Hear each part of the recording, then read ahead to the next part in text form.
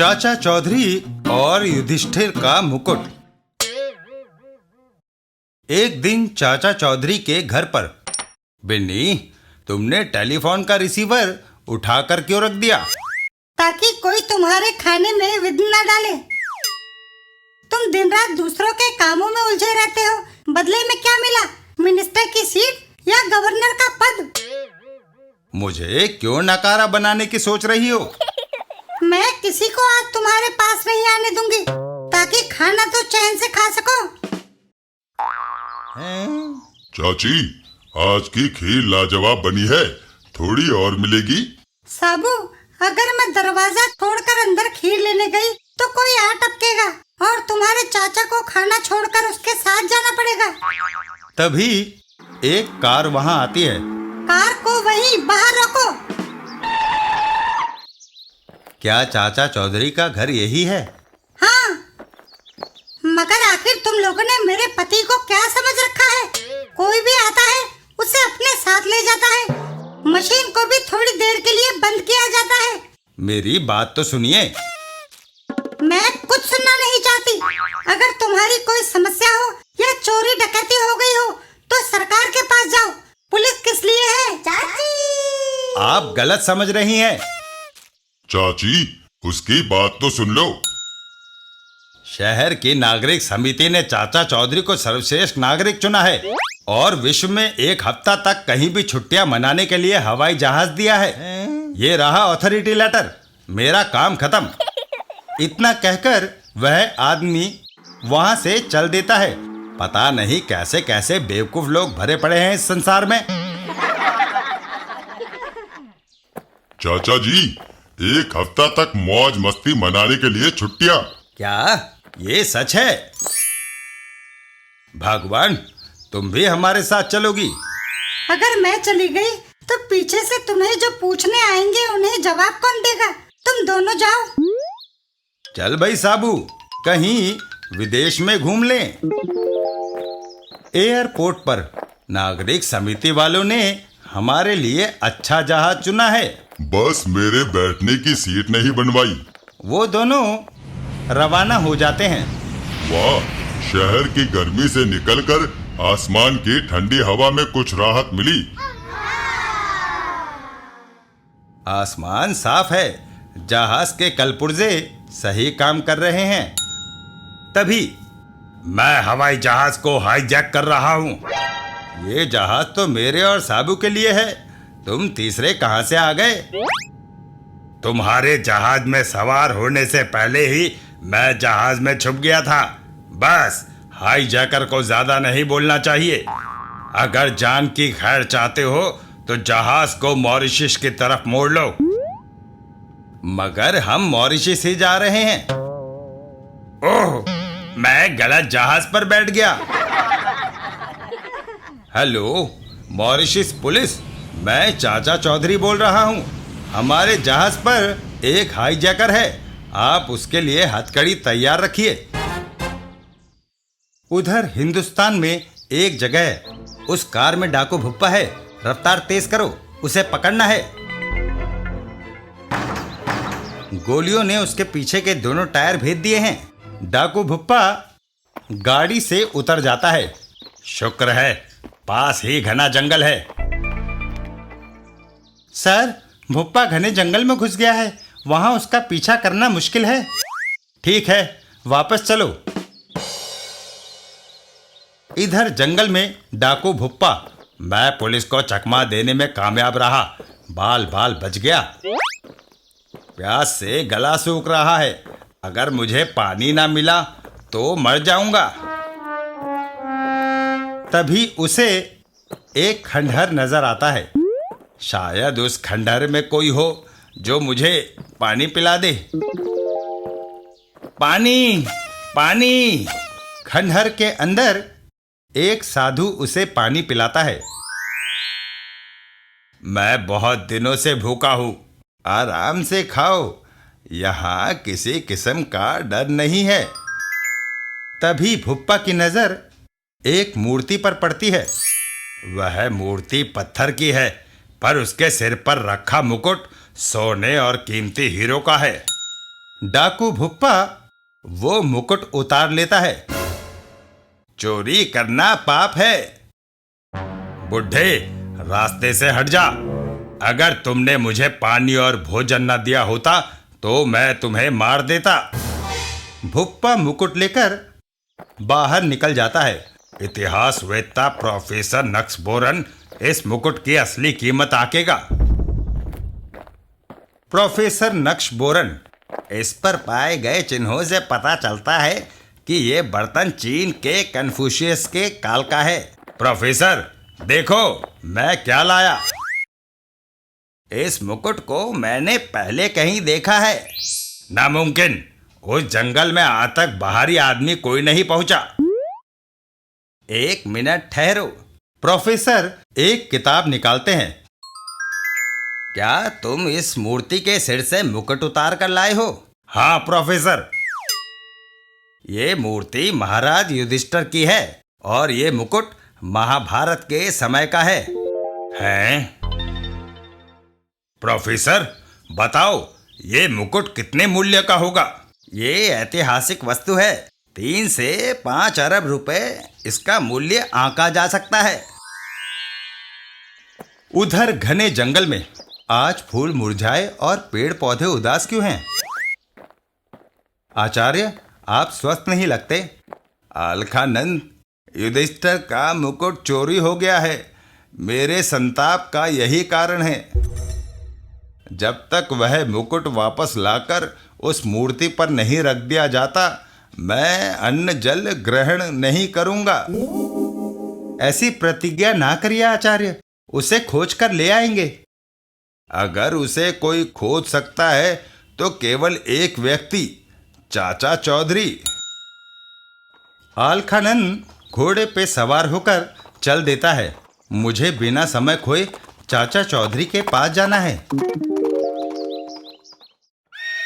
चाचा चौधरी के घर पर। महाराज रुकिए, मैं भिक्षा लेकर आती हूँ। माता, आटे की नहीं, मैं युधिष्ठिर के मुकुट की भिक्षा लेने आया हूँ। मुझे चाचा चौधरी से मिलवा दो। मॉरिशस के समुद्र में। साबू, तुम्हें खींचने के लिए मैंने इस बोट में स्पेशल पावरफुल इंजन लगवाया है। लेकिन रस्सी स्पेशल नहीं लगवाई।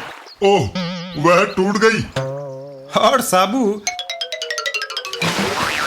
समुद्र में गिर पड़ता है। छुट्टियां खूब मजे की बीत रही हैं। मैंने होटल को तुम्हारे लंच के लिए 60 पूड़ियाँ, 6 किलो पुलाव, 4 किलो दही, 3 किलो आलू मटर, 8 किलो खीर और 30-35 पापड़ों का ऑर्डर दे दिया था। साहब, भारत से आपका फोन। हेलो बिनी। फौरन भारत चले आओ। अगर वह मुकुट राष्ट्रीय धरोहर न होता तो मैं अपने पति और साबू को छुट्टियों से वापस न बुलाती। और चाचा चौधरी वापस अपने देश को चल पड़ते हैं। कभी सोचा भी ना था कि मौज मस्ती के दिन इतनी जल्दी खत्म हो जाएंगे।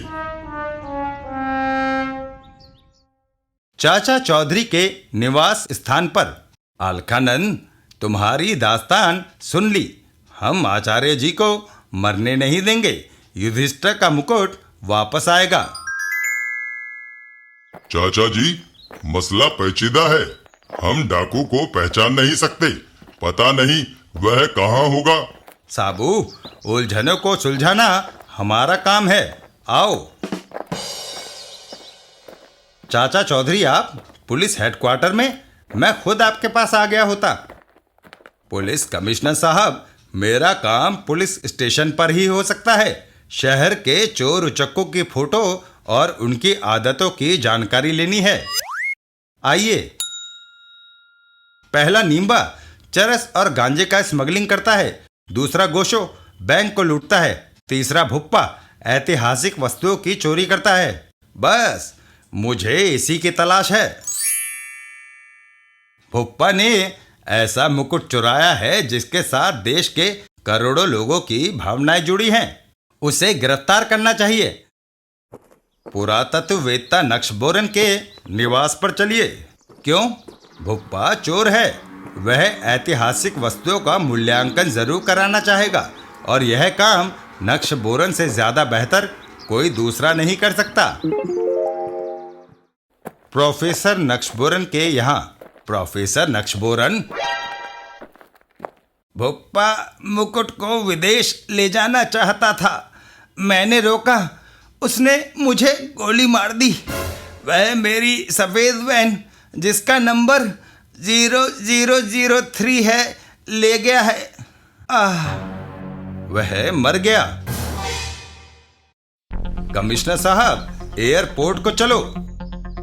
वह चोर जल्दी से बहुमूल्य मुकुट को देश से बाहर ले जाना चाहेगा। हम उसे रास्ते में ही गिरफ्तार कर लेंगे। आगे एक वैन जिसका विवरण प्रोफेसर ने दिया था जाती दिखाई दे रही है। कार को और पास लाओ ताकि मैं वैन का नंबर पढ़ सकूं। वैन में भुप्पा। पुलिस, मुझे रफ्तार तेज करनी चाहिए।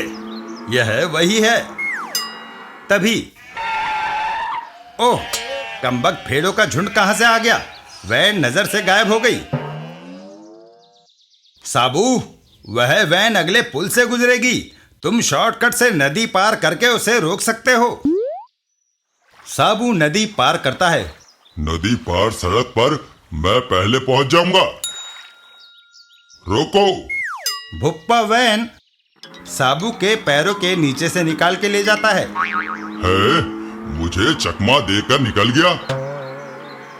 चूहे, इस कनस्तर को तुम ज्यादा दूर तक नहीं ले जा सकते। ओह, वैन टनल में घुस गई। मैं उसके अंदर नहीं जा सकता। मुझे पहाड़ पर चढ़कर उस पार पहुंचना होगा और टनल के अगले द्वार जहां से वह वैन निकलेगी पर पहुंचना होगा। डाकू भुप्पा, हा हा, उस लंबू से पीछा छुड़ाकर मैं निकल आया। साबू ठीक वैन के आगे कूदता है। ओह, मैं ठीक समय पर टनल के अगले द्वार पर पहुंच गया। हैं? रास्ता छोड़ दो वरना। भुप्पा ने एक्सेलेटर को पूरा दबा दिया। साबू वैन को रोक लेता है। अब तुम्हारी वैन 1 सेंटीमीटर भी आगे नहीं बढ़ सकती। साबू डाकू की गाड़ी को पकड़ने में कामयाब रहा। उसे जो काम दिया जाए वह उसे पूरा करता है। पुलिस कमिश्नर ने वैन की खिड़की में देखा। महाराज युधिष्ठिर के मुकुट को प्रणाम। चाचा चौधरी, अब आप जाइए, बाकी काम पुलिस का है। अभी नहीं, कहीं डाकू बेवकूफ ना बना दे। इसलिए बेहतर होगा कि आप हेडक्वार्टर से पुलिस फोर्स बुला लें। ठीक है। हेलो, पुलिस के कुछ जवान फौरन आ जाएं। पुलिस हेडक्वार्टर, जल्दी सवार हो जाओ। थोड़ी देर बाद, लीजिए, पुलिस बल आ गया। अब हम निश्चिंत होकर जा सकते हैं। चल भाई साबू, घर जाकर टीवी सीरियल देखी जाए। भुप्पा, आगे आगे पुलिस की गाड़ियां होंगी, तुम बीच में चलोगे। अपनी वैन रिवर्स करो। करता हूं। भुप्पा वैन को रिवर्स करता है। अरे रोको, रिवर्स करते हुए तुम्हारी वैन हमारी गाड़ी से टकरा गई। माफ कीजिएगा, वैन को आगे करता हूं। भुप्पा आगे वाली गाड़ी से वैन टकरा देता है। भुप्पा, तुमने वैन को मेरी कार में दे मारा। डाकू भुप्पा वैन को साइड काटता है और तेजी से आगे ले जाता है। रुको, भुप्पा भाग रहा है, उसे पकड़ो। तेज रफ्तार से भागती हुई वैन के पीछे पुलिस की गाड़ियां लग जाती है। इस मुकुट के लिए अगर मुझे जान से भी हाथ धोना पड़े तो अफसोस नहीं होगा। भुप्पा को पकड़ना चिड़िया पकड़ने के बराबर नहीं, पुलिस को यह समझना चाहिए। पुलिस की गाड़ियां बाएं जाने के बजाय सीधी निकल गई। अगर हाथ आया हुआ कैदी निकल गया तो बहुत बुरा होगा। थोड़ी दूर जाने पर आगे तो रास्ता ही नहीं है, सत्यानाश। उधर भुप्पा की वैन बराबर रफ्तार बनाए हुए है। दूर तक पुलिस दिखाई नहीं दे रही। पीछे देखने में भुप्पा का ध्यान बढ़ जाता है। प्लाईवुड के बक्सों को फैक्ट्री पहुंचाना है, मुझे समय पर पहुंच जाना चाहिए। जब तक भुप्पा सामने देखता तब तक देर हो चुकी है। ओह, पुलिस से पीछा छुड़ाने में मैं कामयाब हुआ। दूर एक पुरानी इमारत दिखाई देती है। वह सब घर पर ही होंगे। दरवाजे पर दस्तक होती है। भाई सामा, कोई आया है? बीला, छेद में देखो, कहीं पुलिस तो नहीं। अरे, ये तो अपना बड़ा भाई भुप्पा है। भुप्पा घर के अंदर आता है। सामा, बीला, कैसे हो? बड़े भाई, इस बार तुम बहुत दिन घर से बाहर रहे, क्या पुलिस पीछे लग गई थी?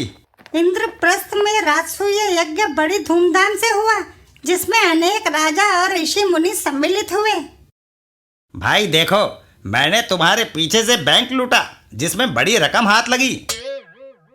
मैंने एक सेठ के बेटे का अपहरण किया, जिसके बदले में जेवरात और धन मिला। बुरे काम छोड़ दो, मुझे शर्म आती है तुम्हें अपना बेटा कहते हुए। बुढ़िया बुढ़ापे में सठिया गई है, उसकी बातों की परवाह ना करो। भाई भुप्पा, तुम क्या लाए हो? ये अनमोल रतन, राजा युधिष्ठिर का मुकुट। इसका सोना हजारों रुपयों का होगा। इसमें जड़े हीरे मोती लाखों में बिकेंगे। मूर्खों, ये ऐतिहासिक मुकुट उससे कहीं ज्यादा मूल्यवान है। मैं इसे विदेश ले जाकर खरबों में बेचूंगा और धनवान हो जाऊंगा। भाई, अगर तुम इजाजत दो तो मैं इसे एक बार अपने सिर पर रख लूं। क्यों नहीं? बीला अपने सर पर मुकुट रख लेता है। कैसा लगता हूं? हो तभी बीला के मस्तिष्क में तनाव बढ़ता है। उसे लगता है जैसे शक्तिशाली बिजली का करंट उसके सिर में फिर गया। वह असहाय मूर्ति की तरह हो जाता है। कोई दैवीय शक्ति उसे उड़ाकर ले जा रही थी। वह सैकड़ों प्रकाश वर्ष दूर अंतरिक्ष में एक लाचार ग्रह की तरह घूम रहा है। पीड़ा से उसका शरीर टूटता है। बीला, वह मर गया है। ऐसा क्यों हुआ? क्या युधिष्ठिर जैसे धर्मात्मा और ज्ञानी राजा का मुकुट धारण करने की बीला में योग्यता थी? जब कोई कपटी ऐसा करेगा तो परिणाम यही होगा। ये केवल वहम है, मैं इसे नहीं मानता। मैं इस मुकुट को पहनता हूं। देखो, मुझे कुछ नहीं हुआ। एक बेजान मुकुट मेरा क्या बिगाड़ सकता है? तभी ओह, मेरे मस्तिष्क में ज्वालामुखी की गर्मी फूट निकली है। और अचानक सामा एक मगरमच्छ के रूप में बदल जाता है। भाई सामा, उठो, लगता है ये भी मर गया। मेरा कहा मानो, मुकुट को जहां से लाए हो उसे वहां पहुंचा दो। दूसरे दिन चाचा चौधरी के निवास पर। साबू, ट्रांजिस्टर सुनना बंद करो और जाने की तैयारी कर लो। कहाँ चाचा जी? हमें पुलिस हेडक्वार्टर जाना होगा। ऐतिहासिक मुकुट चोरी, डाकू पुलिस के चंगुल से भागा। इससे पहले कि और सनसनी फैले, हमें पवित्र मुकुट बरामद करना होगा। जनता बेचैन हो उठेगी। उम्मीद है पुलिस ऑफिसर आ गए होंगे। हमें अफसोस है, हमारी चूक से भुप्पा भाग निकला। लेकिन अब हम उसे कहाँ खोजेंगे? हमारे गुप्तचर शहर में चारों तरफ फैले हुए हैं, वे उसका पता लगा लेंगे। तभी एक पुलिस गुप्तचर आता है। भुप्पा की वैन को दक्षिण में शहर के बाहर एक पुराने मकान के बाहर खड़ा पाया गया है। बस काफी है। सिपाहियों, मेरे साथ आओ, हम उसे धर दबोचेंगे। उधर भुप्पा के घर। ये घटनाएं मुझे विचलित नहीं कर सकती। मैं इस मुकुट को विदेश ले जाऊंगा। इससे पहले कि पुलिस आ जाए, मुझे यह जगह छोड़ देनी चाहिए। भुप्पा वैन लेकर निकल जाता है। भुप्पा की वैन, वह भाग रहा है। चाचा जी, आप बेफिक्र रहिए, इस बार भूल नहीं होगी। पुलिस मेरे पीछे लग गई है, लेकिन मैं इनके हाथ नहीं आने वाला। एयरपोर्ट पास ही है। सत्यानाश, पेट्रोल खत्म हो गया। मैं इस घर में शरण ले सकता हूँ। आप कौन हैं? दरवाजा क्यों बंद किया? लड़की, जरा भी बोली तो जान से हाथ धो बैठोगी। वह इस मकान के अंदर गया है। भुप्पा, तुम चारों तरफ से घिर गए हो, अपने आप को कानून के हवाले कर दो। कमिश्नर साहब, मेरा जवाब सुनो। अगर मुझे हवाई जहाज से इस देश से बाहर न जाने दिया तो मैं इस लड़की को गोली मार दूंगा। मैं तुम्हें आधे घंटे का समय देता हूँ। मैं मकान का दरवाजा तोड़कर वो चूहे को कुचल डालता हूँ। साबू, रुको, ये वक्त गुस्सा करने का नहीं, विवेक से काम लेने का है। चाचा जी, अब क्या करना चाहिए? कमिश्नर साहब, इस समय एक इंसान की जिंदगी खतरे में है, हमें भुप्पा की शर्त मान लेनी चाहिए। बैठिए, एयरपोर्ट जाकर भुप्पा के लिए हवाई जहाज का इंतजाम करना है। वे लोग एयरपोर्ट के लिए रवाना हो जाते हैं। चाचा जी, मुझे उम्मीद नहीं थी कि आप एक बदमाश के आगे घुटने टेक देंगे। वक्त की नाजुकता की यही मांग है। एयरपोर्ट। कैप्टन, एक आदमी को देश से बाहर ले जाना है। जहाज नंबर XC115 तैयार है, मैं उसे उड़ाकर ले जाऊंगा। कमिश्नर साहब, मैं यहाँ कैप्टन से बात करता हूँ, आप जाकर भुप्पा को ले आइए। ठिकने आदमी, तुम हार तो मान चुके हो, वहां तुम्हारे ना होने से क्या फर्क पड़ेगा। उधर। मैंने तुम्हारा क्या बिगाड़ा है? मुझे छोड़ दो। तुम मेरी जीत की गोटी हो, तुम्हें नहीं छोड़ सकता। भुप्पा, हवाई जहाज तैयार है, तुम देश से बाहर जा सकते हो। डाकू बाहर आता है। चलो, जब तक मैं सुरक्षित हवाई जहाज तक ना पहुंच जाऊं तुम मेरी कैदी रहोगी। कोई सोच भी नहीं सकता कि एक पुलिस ऑफिसर खुद एक डाकू को सुरक्षित जगह पर ले जाएगा। लंबो, तुम क्यों पीछे आ रहे हो? ताकि मौका मिलते ही तुम्हारी गर्दन मरोड़ सकूं। वो चांस कभी नहीं आएगा। एयरपोर्ट पहुंचने पर, भुप्पा, तुम्हें ले जाने के लिए जहाज तैयार है, चलो। भुप्पा जहाज की ओर चल देता है। डाकू मेरे सामने जा रहा है और मैं कुछ नहीं कर पा रहा। मैं इतना मजबूर कभी नहीं हुआ। लड़की, अब तुम जा सकती हो, मैं तुम्हें आजाद करता हूं। वो लड़की प्लेन से नीचे उतर जाती है। डाकू भुप्पा, मैं युधिष्ठिर का मुकुट लेकर विदेश जा रहा हूं, तुम आखिरी बार इसके दर्शन कर लो। हा हा हा हा, इसे देख लो। तभी चाचा चौधरी भुप्पा के पीछे प्रकट होते हैं और मुकुट उसके हाथ से उठा लेते हैं। बस, प्रदर्शन हो चुका, अब इसे मुझे दे दो। प्लेन एक झटके से उड़ान भर लेता है। लाल पगड़ी वाले, मुकुट वापस कर दो, वरना मैं तुम्हें मार डालूंगा। जहाज के अंदर, कहो कैप्टन, कैसी रही? चौधरी साहब, भला आपका प्लान फेल हो सकता है।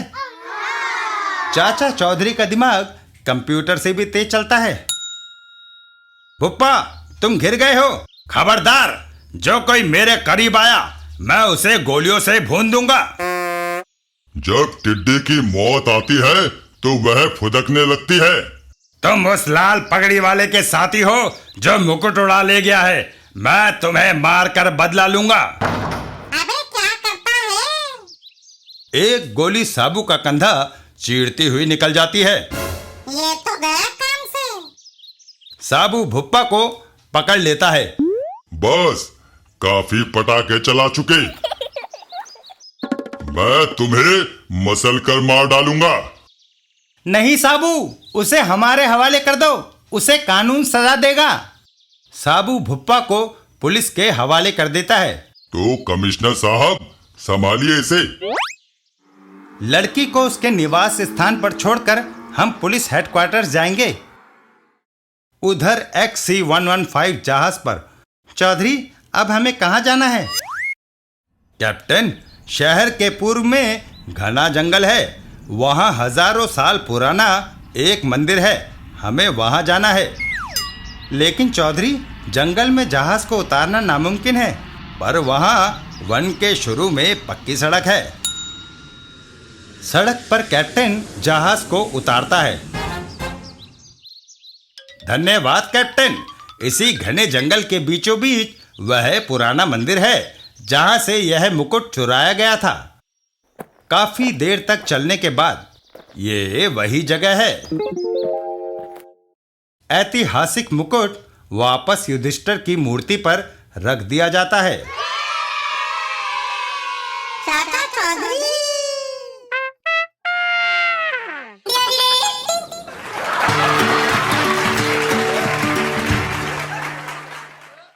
चाचा चौधरी और एशियाड का धावक।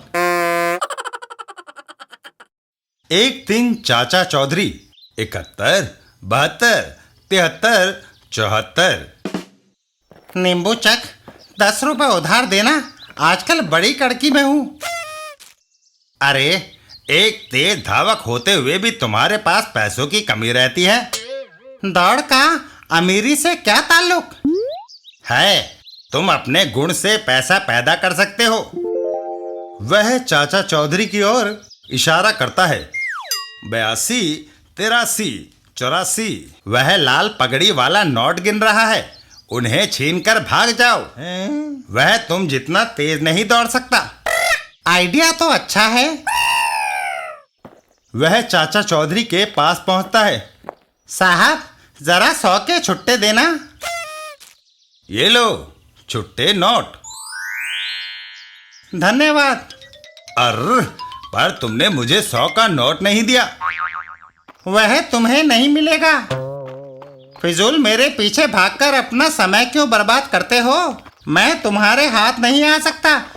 मैं तेज दौड़ने में एशियाड का गोल्ड मेडलिस्ट हूँ।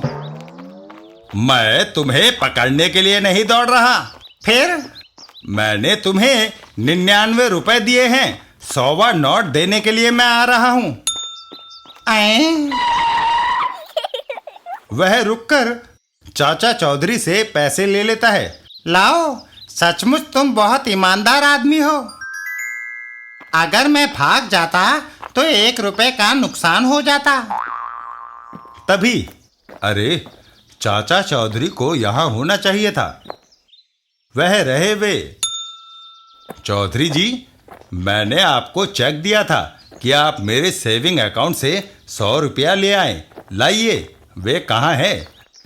मैं बैंक से तुम्हारे रुपए ले आया था, लेकिन वह आदमी उन्हें छीन कर भाग खड़ा हुआ। बस उससे रुपए वसूल करना मेरा काम है। वह चोर के पीछे दौड़ लगा देता है। मेरे पीछे क्यों भाग रहे हो? तुम्हारे पास जो रुपए हैं वे मेरे हैं। क्यों फिजूल में थकते हो? तुम मुझे नहीं पकड़ सकते। जानते नहीं, तेज दौड़ने में मैं एशियाड का गोल्ड मेडलिस्ट हूँ। यह तुम्हें पकड़ लेगा, क्योंकि यह ओलंपिक्स का गोल्ड मेडलिस्ट धावक है। उसके साथ ही मैं ब्लैक बेल्ट कराटे चैंपियन भी हूँ। कहो तो 1-2 हाथ दिखाऊं? नहीं। जब मैं तुम्हें 1 रुपया देने के लिए पीछे आया था, तो मैं तुम्हें तब तक रोकना चाहता था जब तक कि यह ओलंपिक्स का एथलीट ना आ जाए।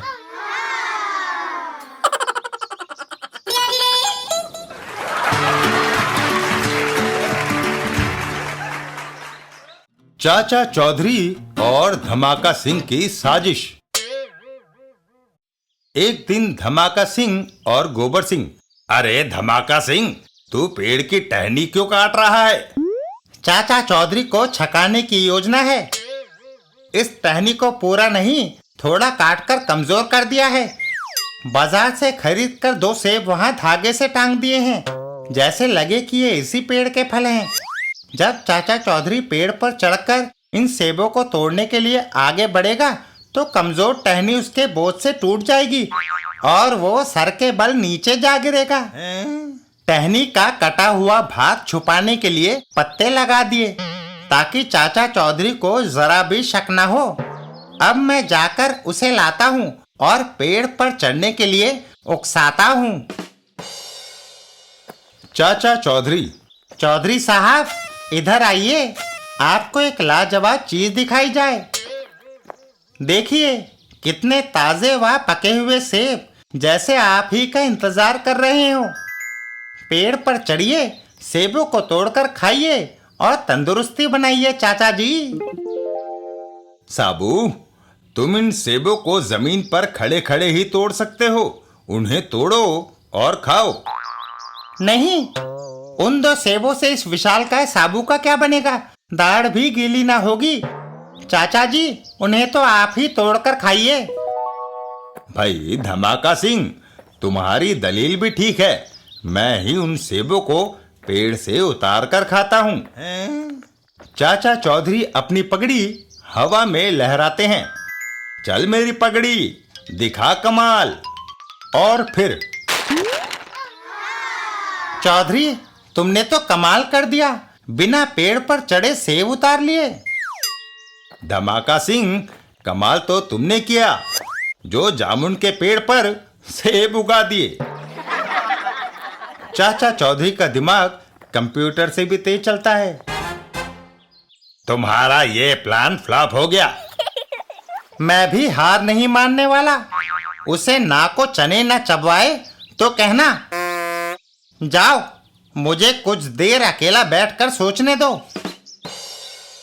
हाँ, आ गया ग्रेट आइडिया, बिजली के करंट का झटका। इस लोहे की कुर्सी को घर के आगे रख देता हूँ और बिजली का तार इसमें लगा देता हूँ ताकि कुर्सी में करंट आ जाए। इस पर बैठते ही 440 वोल्ट का ऐसा झटका लगेगा कि चित हो जाएगा। कमाल है। अब जाकर मैं चाचा चौधरी को लाता हूँ और उसे इस कुर्सी पर बैठने का प्रलोभन देता हूँ। अबे मत कर। चौधरी चलो, तुम्हें उस ऐतिहासिक कुर्सी पर बैठाए जिस पर किसी जमाने में वायसराय लॉर्ड माउंटबेटन बैठा करते थे। अबे मत कर। तब तो वह बड़ी शान शौकत वाली कुर्सी होगी। पूछो मत, उस पर बैठते ही आदमी को लगता है जैसे ऊपर पहुंच गया हो, बिल्कुल ऊपर। इधर गोबर सिंह। 2 टिकट मैटिनी शो के मिल गए। यदि धमाका सिंह भी मेरे साथ फिल्म देखने चले तो अच्छा हो, पर दरवाजा तो बंद है। धमाका सिंह कहीं आसपास ही गया होगा, तभी वह इंतजार के लिए कुर्सी रख गया है। अर्र गोबर, उस कुर्सी पर ना बैठ। क्यों? क्योंकि वह ब्रिटिश वायसराय लॉर्ड माउंटबेटन की कुर्सी है, उस पर ऐरे गहरे नत्थु खैरे नहीं बैठ सकते। फिर तो मैं इस महत्वपूर्ण कुर्सी पर जरूर बैठूंगा। देखता हूँ हिंदुस्तान भर के डाकुओं के सरदार गोबर सिंह को वायसराय की कुर्सी पर बैठने से कौन रोकता है। ये तो गया काम से। कुर्सी पर बैठते ही मैंने करंट बंद कर दिया। ओह, इस बार भी मुंह की खानी पड़ी। बिजली का झटका मुझे चाचा चौधरी की वजह से लगा। मैं उसे छोड़ूंगा नहीं। फिल्म के टिकट फाड़ता हूँ, क्योंकि चाचा चौधरी को मारने में मेरा फिल्म से कहीं अधिक मनोरंजन होगा। मगर वह काबू में आए तब ना। मैं उसके मकान पर हवाई जहाज से बम गिराकर उसे उसी के मकान में दफना दूंगा। अरे मत ले पंगा। मेरे हवाई हमले से वह नहीं बच सकेगा। चाचा चौधरी। आज तुम सवेरे से काफी घूम चुके हो, अब घर में ही रहना। ठीक है भाग्यवान, तुम चाय और खाने को देती रहो, नहीं जाता। इधर गोबर सिंह हवाई जहाज में। मेरे पास इतना पावरफुल बम है कि इसके चाचा चौधरी के मकान पर गिरते ही घर की ईंट से ईंट बच जाएगी। वह रहा उस कमबख्त का मकान। 1 मिनट बाद ही यहाँ मिट्टी का ढेर नजर आएगा। इधर साबू। क्यों ना आज चक्री चलाई जाए। साबू चक्री को हवा में उड़ाता है। वाह, ये तो जेट की रफ्तार से जा रही है। गोबर सिंह का जहाज और चक्री आमने सामने। नहीं, चक्री से टकराते ही जहाज में ब्लास्ट होता है और गोबर सिंह सीधा जमीन पर आ गिरता है। चाचा चौधरी। गोबर सिंह, कैसे हो?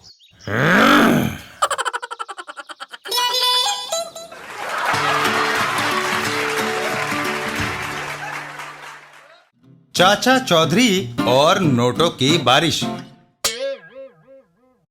एक दिन चाचा चौधरी के घर पर। चाचा जी, रॉकेट के कान खड़े क्यों हो गए? साबू, कुछ होने वाला है। तभी घर के अंदर से छींकने की आवाज आती है। बिन्नी जब चाय पीने लगी तो उसे छींक आ गई।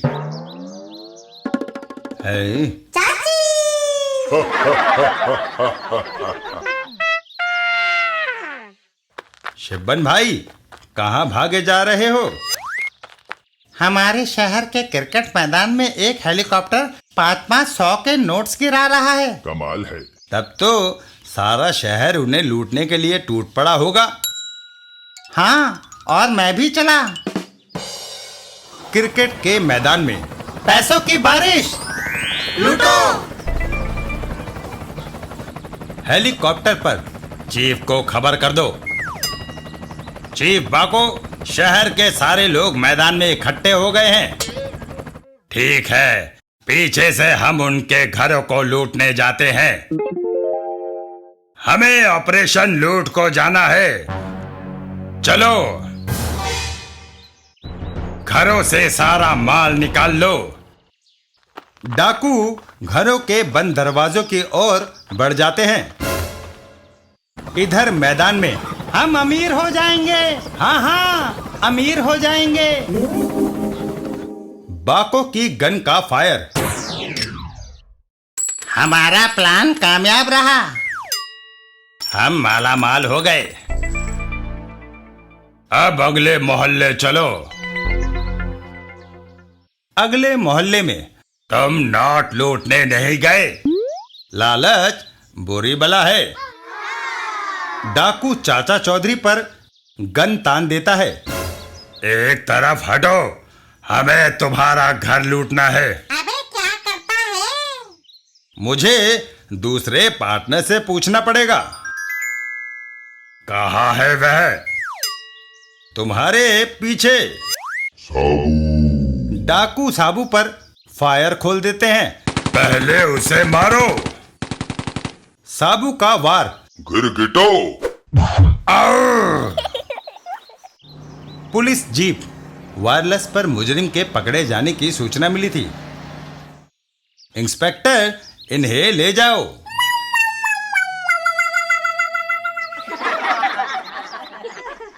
क्या हम भी चलें? अभी आधा काम हुआ है साबू। हमें मैदान पर जाना है। मैदान में। चाचा जी, देखिए मुझे कितना फायदा हुआ। जब तुम्हें पसीना आएगा तो टिश्यू पेपर की जगह यह काम आएंगे। क्या मतलब? ये सब नकली हैं। इनकी कीमत एक मामूली कागज से ज्यादा नहीं। लोग सारे नोटों को फेंकना शुरू कर देते हैं। हमें ये कूड़ा नहीं चाहिए।